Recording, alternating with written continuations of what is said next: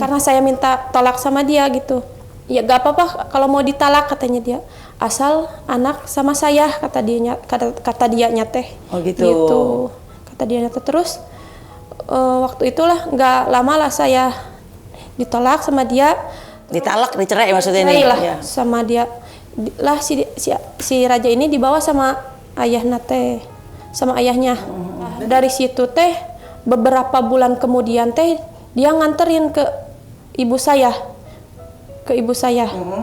Bahkan si raja ini dibalikin. Oh, dibalikin sama dia teh.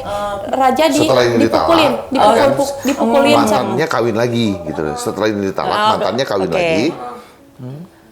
Dipukulin, kayak disunut sama rokok di sininya teh. Emang kata ibu saya juga ininya teh kayak banyak bekas rokok, pipinya bekas penggorengan juga.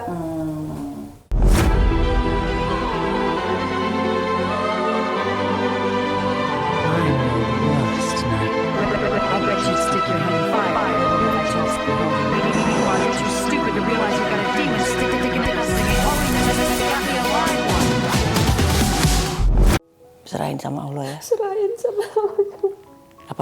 Apapun hasilnya, apapun keputusannya, serahin sama Allah dan yakin bahwa Allah kasih yang terbaik. Amin amin. Kamu yang kuat, yang sabar. Aku yakin Allah milih Mbak Lisna melewati ini karena Mbak Lisna kuat orangnya. Aku belum pernah ngalamin yang seperti Mbak Lisna rasa, jadi Mbak Lisna lebih di atasku lagi kalau masalah kekuatannya.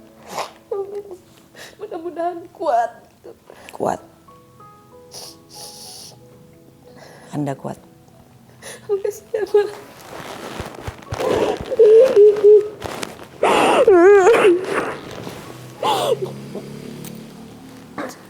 Kuat. Ya Allah. Astagfirullahaladzim, ya Allah. Pasti pusing karena lagi berduka tiba-tiba harus kena urusan. Sebenarnya saya nggak mau ngomong apa-apa tapi pengennya berbahan di rumah. Ya, tapi ini harus diungkap ini ya. Harus diungkap. Makanya orang ngobrol ke saya kesini keluarnya kemana gitu, saya pikirannya agak kacau pasti ya. Juga. Ya.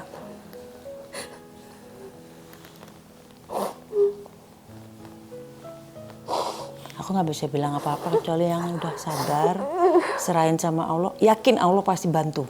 Allah yang yang paling baik akan bantuin segala sesuatu yang kasih jalan terbaik. Astagfirullahaladzim, astagfirullahaladzim, astagfirullahaladzim, astagfirullahaladzim, astagfirullahaladzim, astagfirullahaladzim. Kasih ya, Ma.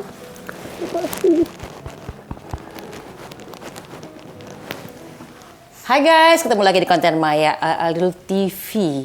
Hari ini bintang tamunya, lengkap. Ini kita lagi rame-rame di seluruh media sosial Indonesia dan juga TV nasional tentang peristiwa penganiayaan, dugaan penganiayaan seorang anak tiri yang kemudian membawa maut kepada sang anak.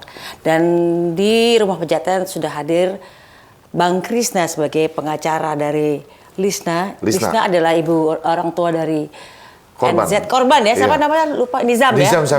Nizam ya, dan juga pengacara Ibu Mirah sudah hadir di Rumah Pejaten. Oke, kita ngobrol-ngobrol. Ini gimana nih Bang Krisna, kasus terakhir nih?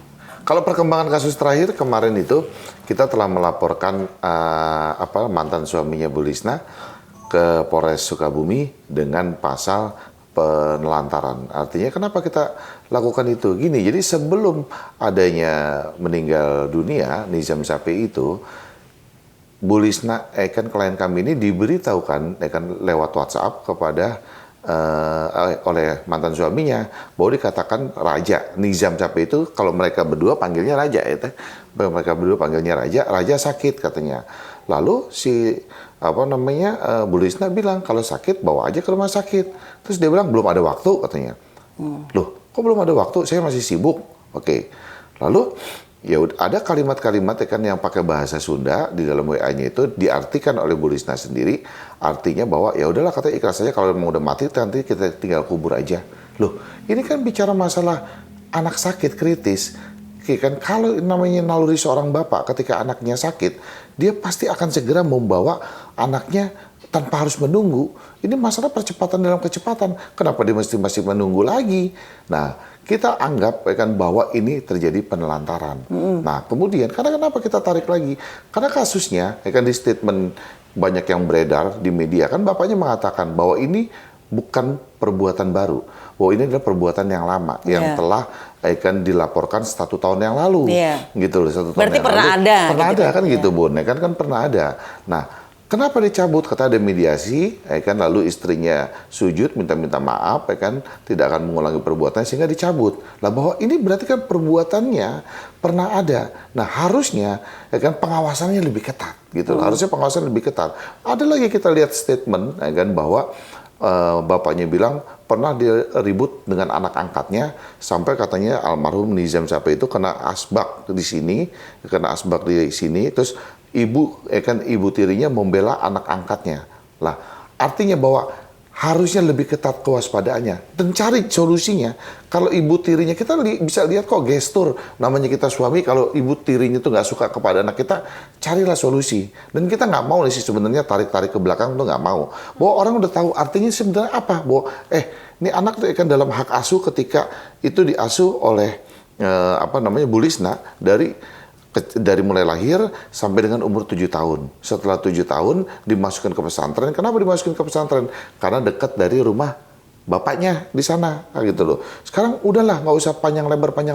Bahwa anak ini setelah diasuh terus terjadi kematian di tangan siapa? Itu aja Bun, maksud saya.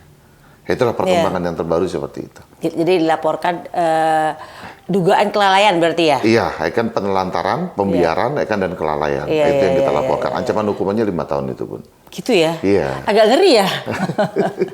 Untung dulu aku gak rebutan anak. Aduh, bener-bener ya.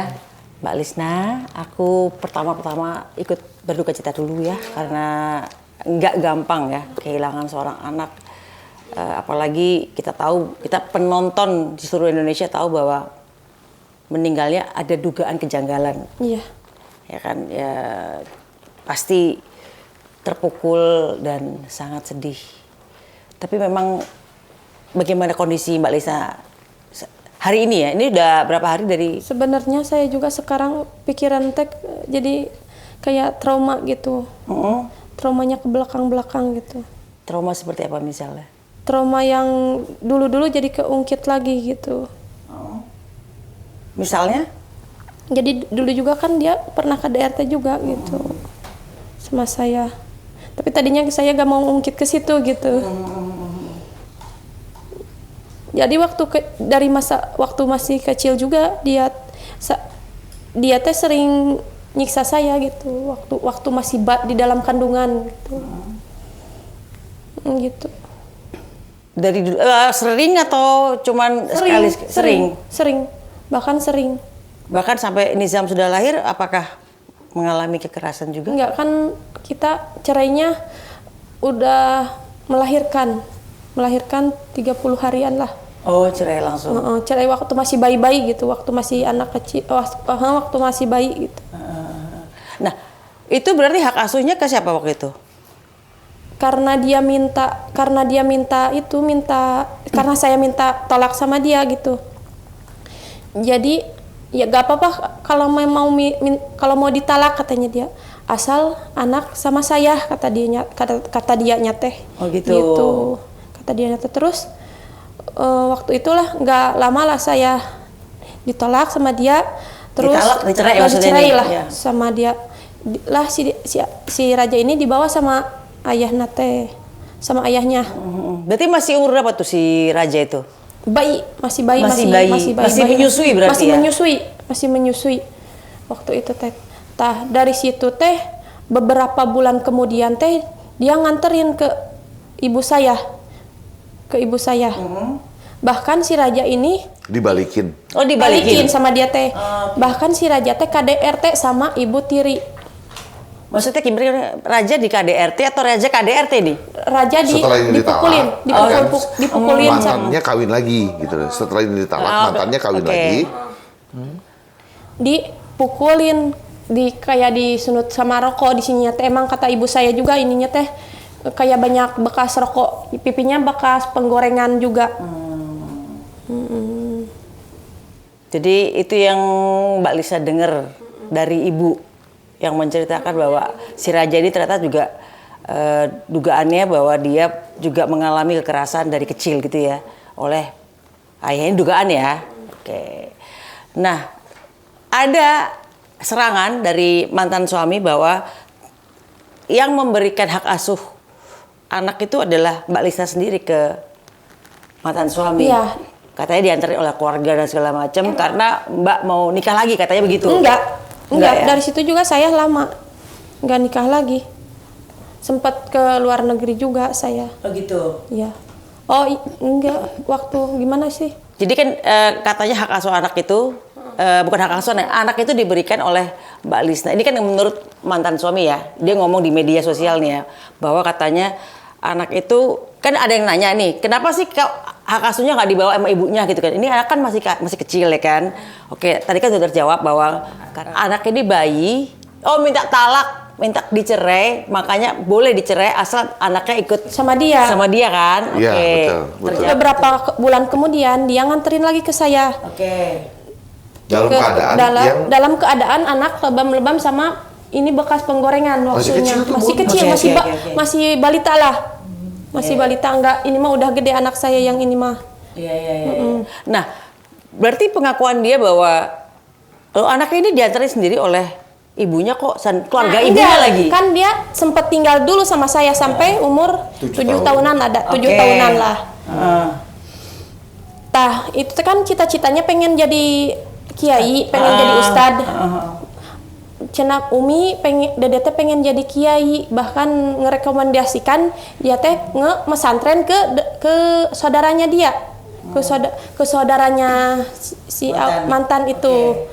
Nah, disitulah saya nganterin bukannya ke si nganterinya juga nganterin ke pondok pesantren. Ya gak apa-apa kata dia teh, ada saya gitu yang tanggung jawab. Di situ saya tenang gitu, tenang lah, ada ayahnya mungkin udah nggak sama si Herni lagi, nggak sama istri yang dulu lagi gitu. Emang di situ udah cerai sama istri yang dulunya gitu. Oh, jadi ini jadi nanya nih. Jadi ibu tiri yang sekarang itu istri ketiga berarti? Nggak tahu istri keberapa soalnya dia sering nikah katanya teh. Gitu. Baik. Berarti karena ada jaminan bahwa Nizam ini bakal dijaga di pesantren, sehingga Mbak Lisa dengan rela hati menyerahkan ke pondok pesantren saudaranya dia.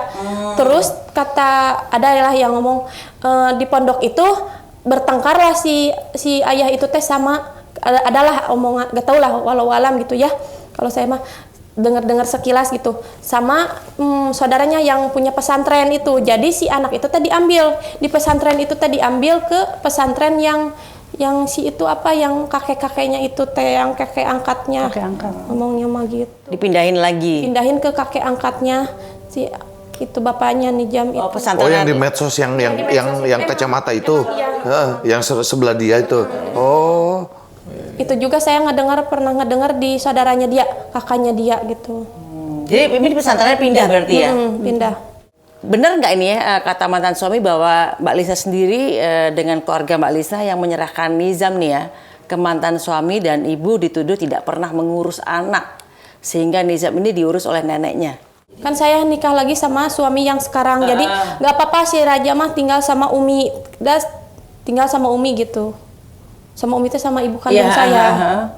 Bahkan sering saya gak urus, gimana yang saya nafkahin anak saya yang di Umi itu, siapa yang ngasih uang saya gitu. dari semenjak Sampai umur 7 tahun? Sampai umur 7 tahun, bahkan saya sampai keluar negeri juga itu waktu. Kan saya punya anak 2, harus nafkahin anak 2 gitu. Jadi Nizam ini pertama, ada satu lagi Ada dari satu suami lagi yang kakak. berikutnya kan? Yang pertama si Anwar ini suami kedua. Oh gitu. Jadi Nizam ini punya kakak. Punya kakak. Oke. Saya gimana harus ngenapkahin anak 2 ini? Sayalah cari ke luar negeri gitu. TKW. Jadi TKW. Makanya ikut Umi. Bahkan pernah Iya, kerja di betul, pabrik gitu. juga. Jadi karena Mbak Makanya Lisna diurus Umi, Makanya diurus sama Umi. tapi sering dikontrol. Ya iya, sering dikontrol, bahkan sampai kehitanan juga saya yang di rumah saya. Kalau masalah biaya mah saya yang tanggung, tapi Umi yang ngurus, keluarga saya yang ngurus gitu. Dia mah nggak pernah ngasih waktu sampai 7 tahun tah. Lagian pasti Eyang seneng ya kalau dititipin cucu ya. Iya, biasanya Kakakku juga gitu nitipin Betul, anaknya ke ibu aku biasa-biasa aja Betul. ya. Saya lebih betul, tenang betul. sama Umi. Iya kan lebih nenek nggak mungkin akan mencelakakan cucunya juga ya gitu. Sama-sama di Cianjur. Sama-sama di Cianjur. Iya jadi enak kontek-kontekannya ya. Oke, selama di luar negeri nih, kan jadi TKW berarti ya. Sering nggak berkomunikasi sama Nizam? Ya sering. Saya sering kirimin uang ke Umi, bahkan udahlah anak sehat gitu. Berarti pada saat lagi pergi ke luar negeri dan 7 tahun nih anak bersama Mbak Lisna, bapaknya sering komunikasi nggak sih dengan Mbak Lisna? Enggak. Sama Dari sekali. situ dari pas perceraian dari situ terus kontak karena anak tenang sama neneknya, sama kita, Oh gitu. sama keluarga saya gitu. Nah, pada saat kapan, kan ada pernyataannya nih Mbak Lisna bahwa sering dianggap meninggal nih. Setelah ini di mah atas 7 tahun nih kan, yang sekarang-sekarang kan? Iya, yang sekarang-sekarang sama dia tinggalnya. Enggak, masih dianggap meninggal, bahwa ibunya sudah meninggal nih. Saya yang dianggap sudah meninggal. Dia yang ngatain. Kalau saya mau nelpon sama dia teh, Bunda jangan nelpon sama buat apa nelpon sama si Raja? Udah dibilangin ke si Raja, Bunda udah meninggal di luar negeri katanya teh gitu. Gitu. Bahkan Itu setelah 7 tahun yang umur 7 tahun ke atas tuh ya. Oke, pernah nggak misalnya gini, mantan suami tuh ngasih video-video tentang Nizam nih? enggak. Emang ya ngasih video itu yang didoktrin sama ayahnya. Ngomong apa ini? Ngomongnya teh Raja ntar kalau udah gede jangan sayang sama gini karena kan dia menanya gini sama anak saya Theo. Raja gini, kalau udah gede Raja mau sayang sama siapa? Sama si Bunda katanya. Si Bunda teh saya. Balikan lagi ngomongnya jangan kayak gitu.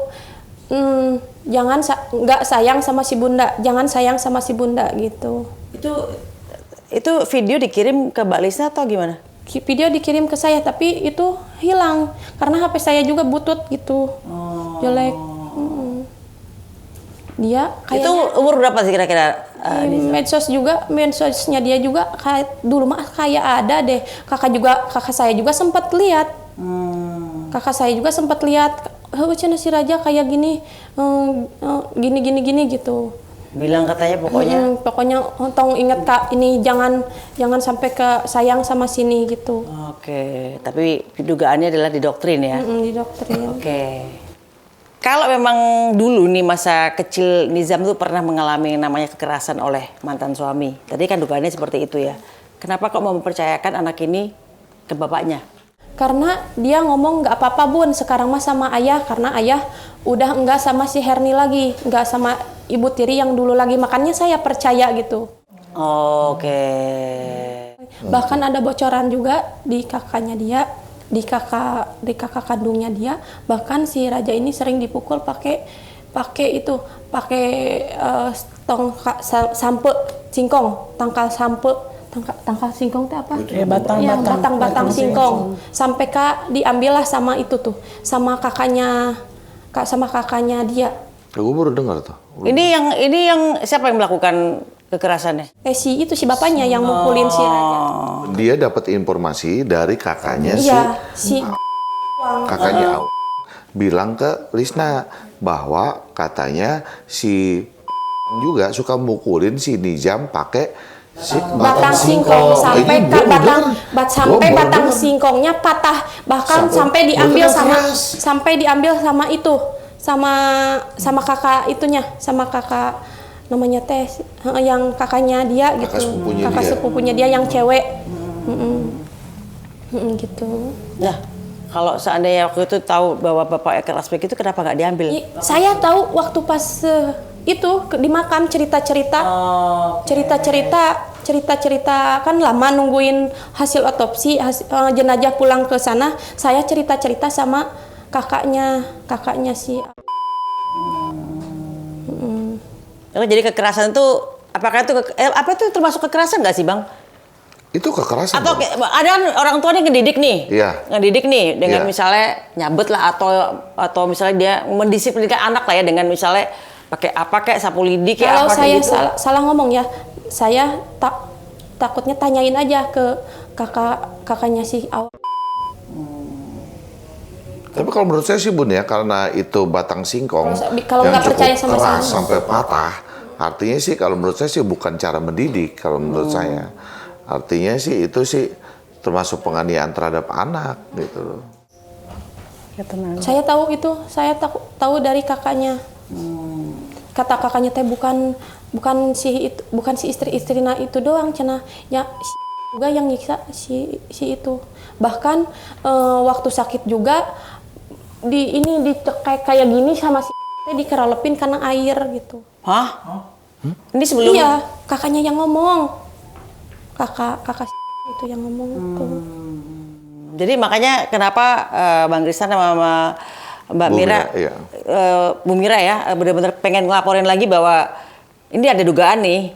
Iya, ada juga dugaan, nih. kan ada dugaan arah ke sana, bahkan yang disampaikan tadi oleh Bu Lisna kan akan kita tuangkan nanti dalam pemeriksaan ketika laporan kita kemarin kan ada panggilan dari polisi akan kita tuangkan aja besok. Kalau saya bohong gitu, tanyain aja ke saudara-saudaranya dia. Pasti saudara-saudaranya juga, karena saudara-saudaranya takut juga sama dia sih. Bahkan ke kakaknya itu juga pernah bawa senjata tajam, sering berantem juga sama kakaknya dia. Kayak gitu. Orangnya gimana gitulah, kayak orang apa gitulah maksudnya teh. Kalau melihat karakternya nampaknya sepertinya keras ya. Keras, soalnya saya ngalamin dulu gitu. Udah tahu karakternya dia. Nah, selama 4 tahun terakhir nih, kan Mbak Lisna sulit untuk ketemu Nizam nih ya. Bisa nggak Mbak Lisna ceritakan bagaimana perjuangannya untuk tetap bisa melihat atau sekedar pengen telepon aja? Di teleponnya juga susah gitu. Bahkan ditutup-tutupi sama dia. Ya susah gitu. Tiap mau nelpon, mana tuh si Raja kunaon, si Raja cager. Emang saya sering nanyain sama dia, si Raja mah sehat, walafiat, katanya teh dia gak pernah gitu sama saya teh. Bahkan dulu juga Umi sempat ke sana juga, nemuin si Raja juga. Ketemu. Bahkan dia teh, ini Umi ya, nenek berarti ya. Oke. Pengen ikut sama Umi teh. Pengen ikut teh dihalang-halangin sama si awal. Iya. Bahkan kakak saya juga kemarin beberapa bulan yang belakangan ini bahkan sempat juga ke sana mau ngambil nijam, mau pinjam karena Umi sakit, pengen ketemu dulu sama si Raja gitu, pengen ketemu sama si Dede katanya. Mip sana bawa si Raja, Umi teh hayang panggil heula jeung si Raja karena Umi sakit-sakitan juga Umi juga. Sekarang teh pengen ketemu sama si Raja. Lah kakak saya berarti berangkat ke sana. Kakak saya berangkat ke sana, nggak bisa diambil, nggak bolehan sama dia. Oke. Kalau boleh diingat ya, berapa lama mundur ke belakang terakhir ketemu atau kontak sama Nizam? Ya terakhir itu dari 7 tahun saya mah. Dari pertama kali nyerahin ke pesantren itu, udah itu terakhir tuh? Terakhir, susah lah komunikasi. Oke, kalau bisa paling komunikasi juga lewat saudara-saudaranya gitu. Si Raja teh sembuh, gitu, cager gitu. Kalau bahasa Sunda mah apa? Sehat lah gitu. Sehat, alhamdulillah teh, cenah kata adik-adiknya dia teh. Si Raja mah sehat, cenah gitu. Cukup sehat ya, saya tenang gitu. Kalau kan banyak yang ngomong, ya udah kalau tenang mah saya juga udah tenang gitu. Kalau udah nanyain sama saudara-saudaranya dia gitu. Oke, kalau boleh mundur ke belakang nih. Besok. Mundur ke belakang ke 7 tahun lalu pada saat menyerahkan nih anak ke pesantren. Kalau boleh mundur lagi dan tahu akhirnya bakal begini, Ya nggak bakalan saya kasih. Nggak bakalan saya kasih sama ayahnya tuh kalau tahu kayak gitu mah. Ya, mau saya rawat. Sesusah-susahnya saya gitu. Nggak bakalan saya kasihin sama dia. di mata Mbak Lisna nih, Nizam nih sosoknya seperti apa? Kan aku dengernya dia patuh ya. Yang udah aku denger di media nih, patuh, orangnya anaknya taat ya kan, makanya pengen jadi kiai ya kan. Selain itu ada karakter apa lagi si Nizam ini? Enggak, anaknya baik aja gitu. Baik aja. Baik, dia teh sering kayak main-main oke, sering ceria lah gitu mainnya juga. Kan saya orang kampung ya namanya juga, dia sering ngalah kayak tutut kayak gitu, kesukaannya dia apa kayak suka tutut katanya dia. Apa sering tutut itu?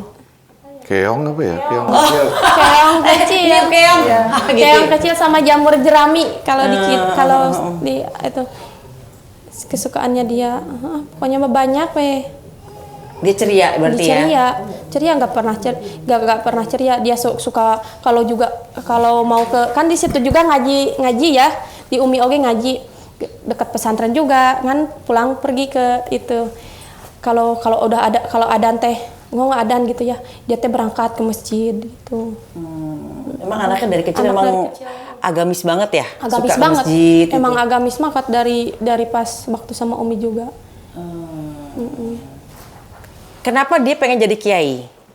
Dia pengen ngangkat derajat Umi sama si Bunda katanya. Dari kecil kecil. mau cita-cita jadi kiai berarti ya? Jadi saya lah pasrah, makanya saya ngasihin juga sama ke pesantren itu teh gitu. Sebagai seorang ibu, apa yang membuat Mbak Lisna dibangga sama ini anak, sama Nizam nih? Selain tadi pengen jadi kiai. Ya sangat bangga sekali lah, karena cita-citanya sangat mulia. Gak semua anak ya, gak semua anak pengen jadi kiai ya. Pengen Mungkin jadi saya kiai. belum tentu pengen jadi apa ya, ustazah. Jadi selain itu apa yang membuat Mbak Lisna bangga dengan Nizam? Sangat bangga gimana bangganya sama anak gitu ya. Kalau cita-cita anak pengen jadi itu ya saya perjuangin, makanya saya ke pesantrenin juga. Dari situ saya nggak tahu, kalau ketahui kejadian itu mah saya nggak bakalan ngasih ke dia gitu, ngomongnya sangat bisa juga sih. Nah, ini ada omongan, ada ulasan seseorang di media sosial bahwa ada yang bilang bahwa leukemia juga menyebabkan lebam-lebam di tubuh, ya kan? Apakah sebagai seorang ibu, apakah Mbak Lisna tahu bahwa dia mempunyai riwayat penyakit leukemia? Karena kan menurut ibu tirinya kan bilang katanya dia punya leukemia atau dia punya penyakit autoimun, ya kan? Tapi pernah tahu nggak bahwa Nizam ini sakit itu? Enggak, cuma ayahnya sakit, cuma ngasih tahu sakit paru-paru. Bahkan dari saya mah sehat-sehat aja, bahkan gemuk gitu, sehat. Nggak pernah sakit-sakitan kayak yang serius, enggak. Oke. Tapi kemarin lihat luka-luka dalam tubuhnya Nizam. Lihat dari medsos dan lihat dari video dikirim dia sama ke saya. Oke. Itu luka yang di wajah atau yang di badan? Luka di wajah, luka di wajah sama di badan juga. Dia ngirimin ke saya. Dia waktu di rumah sakit juga sering ngirimin gitu ke saya. Di situ saya pergi ke sana gitu. Oke. Katanya apa yang luka-luka di badan itu? Dia nggak ngomong. Kan saya juga sempat ngomong dia, kenapa ini yang luka-lukanya gitu. Dia nggak ngomong. Nggak ngomong apa-apa gitu sama saya. Kalau boleh tahu ya, berapa hari sih Nizam tuh di rumah sakit? Nggak lama, langsung meninggal. 8 jam. 8 jam mana ada. Subuh dibawa ke rumah sakit paginya. Subuh ngabarin saya, si Raja udah gini. Subuhnya ke rumah sakit.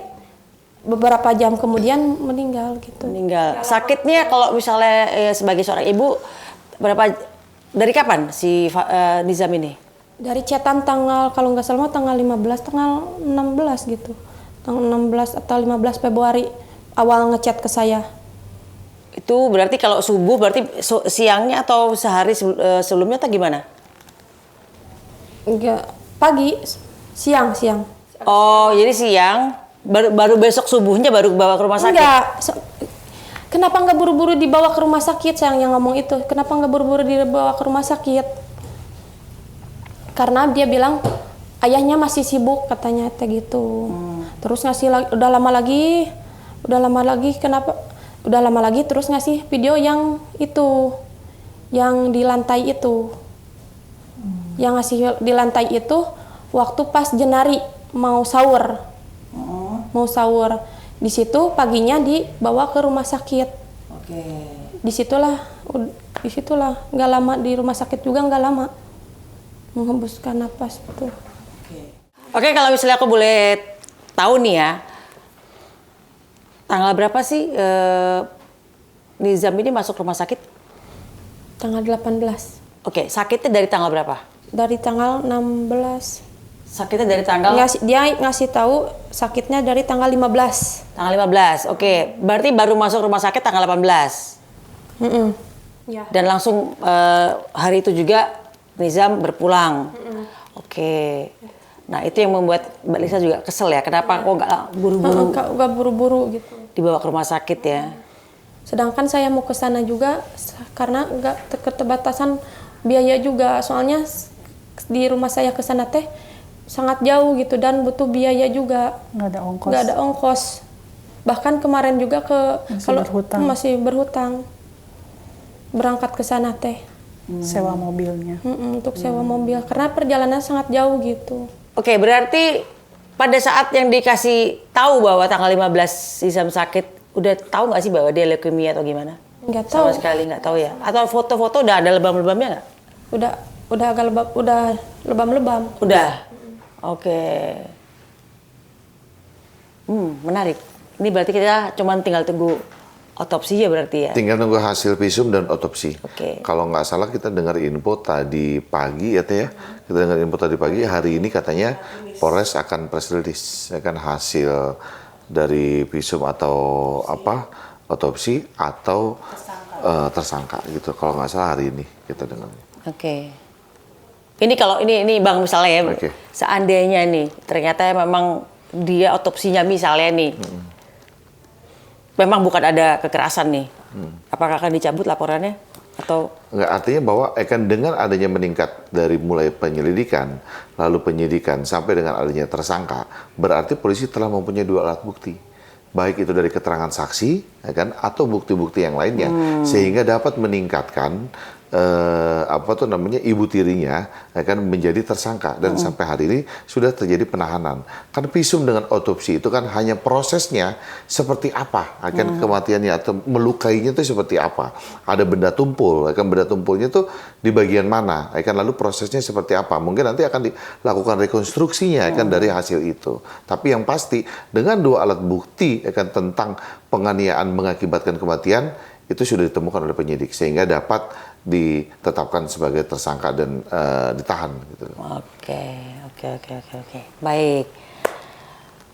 Beredar kabar bahwa setelah ini rame-rame di media sosial nih ya, Mbak Lisa sendiri menerima teror nih. Ya. Teror boleh cerita nggak? Jangan asal-asalan ngomong katanya, jangan asal-asalan kayak sering dia upload medsosnya dia gitu. Bahkan Bun jangan asal-asal ngomong katanya. Oh, maksudnya Mbak Lisa melihat mantan tuh di media sosial juga kayak berkoar-koar gitu. Terus di itunya juga ada pernah saya ngechat ke saya blokiran karena saya takut juga. apa di chat apa tuh? Jangan kira-kira? ngomong sembarangan. Cina kalau ngomong jangan sembarangan gitu, banyak petar. Terus saya blokir gitu. Oke, jadi udah diomongin sama mantan juga ya, bahwa jangan ngomong sembarangan gitu ya.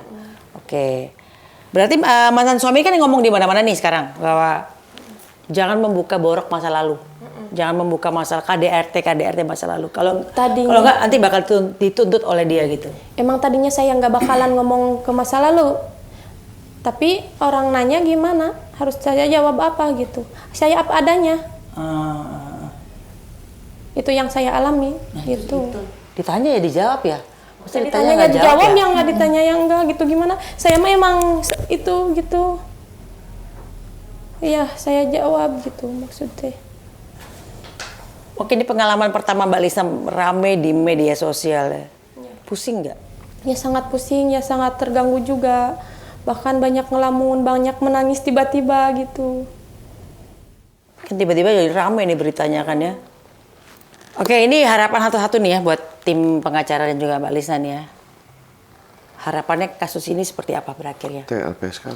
Harapannya tentunya Bun, kita ingin kejadian ini sebagai contoh agar tidak ada nizam-nizam lainnya di kemudian hari, maka itu kita speak up, angkat kasus ini, karena saya dari awal melihat ini banyak sekali kejanggalan dari proses kematiannya. Pertama itu, jadi kita minta pengawalan instansi terkait seperti KPAI, Komisi 3 DPR RI, dan nanti sore atau Jumat kita juga diundang atau direkomen untuk ke Komisi 13 mengenai HAM, kemudian juga LPSK. Dan sampai saat ini mereka sangat mendukung langkah kita ya Bang ya, sangat mendukung. Artinya bahwa kita bukan mencari simpati atau sensasi, tapi ini memang kasus yang nyata. Dan kemudian yang kedua juga saya melihat bahwa peristiwa ini kalau Ibu Tiri posisinya tentu orang semua udah tahu dia ada di TKP. Tentu kita semua udah tahu dia pasti tersangka, dugaan tersangkanya kuat begitu. Tetapi yang menjadi sekarang masih agak-agak menjadi tanya besar, terutama saya juga masih menganalisa bagaimana posisinya ayahnya Nizam atau mantan suaminya, karena dia tuh seperti bipolar, Bun gitu. Di satu saat seperti tadi nih, saya baru statement di podcastnya Bunda. Arah ke sini saya lihat di berita bahwa ada ahli ekspresi yang menyatakan bahwa air matanya si ayahnya Nizam pada saat di rumah sakit itu tidak tulus, dibuat-buat. Artinya apa? Bahwa kalau saya analisa ke belakang, berarti ayahnya ini juga bagian dari perbuatan atau akibat meninggalnya Nizam. Karena apa? Karena dia kan pernah, ini bukan yang pertama kali, Bun. Artinya kenapa dia tidak hati-hati dengan kejadian yang pertama, terus tidak segera membawa ke rumah sakit, malah dia bilang ikhlaskan saja kalau dia memang meninggal hari ini, makamkan aja di makam keluarga bla bla bla. Nah artinya terus setelah ada statement itu, dia ke rumah sakit, dia guling-guling nangis dan di video kemana-mana, di upload. Jadi nangisnya itu apa? Tanda tanya. Artinya kami menganalisa tim, makanya kami laporkan dia kemarin. Ini kejadian atau posisi dia itu sangat janggal di kasus ini, dan dia adalah bagian dari ini, atau mungkin juga dia penyebab dari kejadian ini. Artinya banyak kan Bun, suami istri bertengkar, apalagi yang mereka duda dan janda menikah lagi, bawa anak masing-masing, bertengkar nih karena dia kan ada histori KDRT seperti yang dia alami.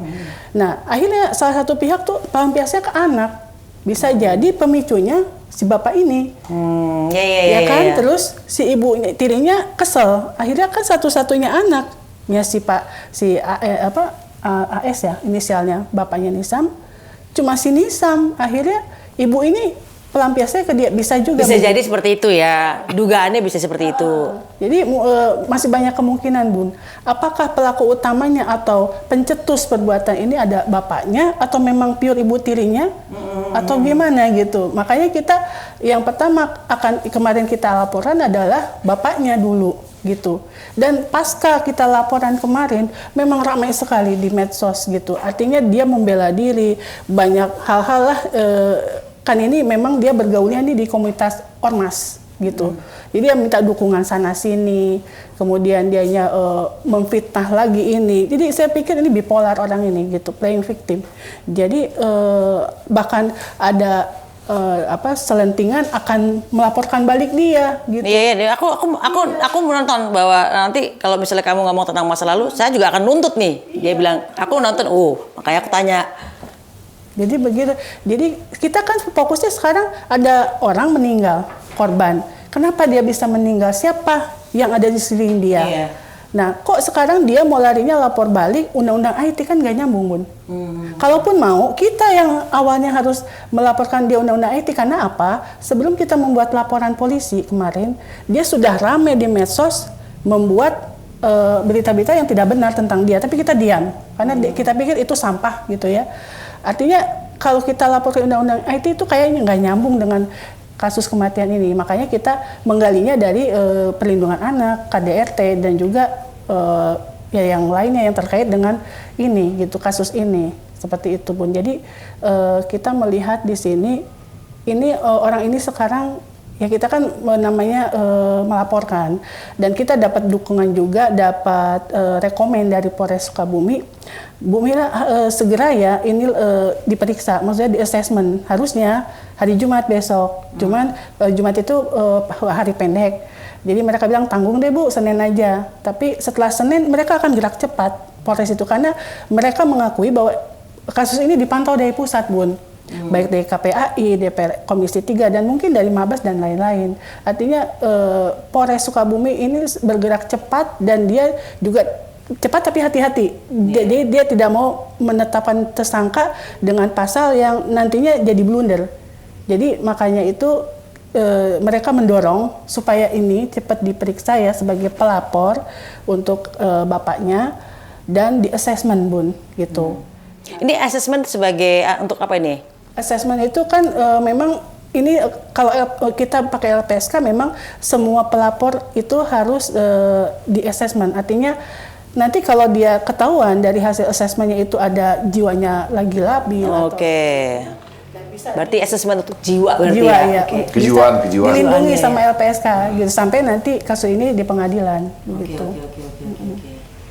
Oke, kalau gitu terima kasih udah. Sama-sama, Ada yang Bu. mau disampaikan lagi nggak, Bang? Kalau saya cuma ungkap seterang-terangnya, sedalam-dalamnya bahwa akibat kematian ini hanya dilakukan oleh Ibu Tiri atau pihak-pihak yang lain terlibat. Jadi minta sedalam-dalamnya untuk Polres Sukabumi mendalami kasus ini lebih dalam dan lebih cepat, harapannya itu aja. Oke, cukup. Maksudnya sih cepat sih, karena udah viral juga.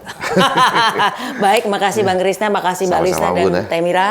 Makasih udah mampir ke rumah Pejaten, dan semoga kita doain mudah-mudahan kasusnya segera selesai dan Mbak Lisna juga bisa kembali tenang, bisa kembali Pengen kuat, pokoknya apapun lebih kuat ya. Sekarang tentunya Mbak Lisna adalah manusia pilihan Allah karena mengalami hal yang saya belum pernah ngalamin. Jadi aku yakin Mbak Lisna orangnya kuat. Amin. Makasih ya. Ya, oke. Oke. Bye. Assalamualaikum warahmatullahi wabarakatuh.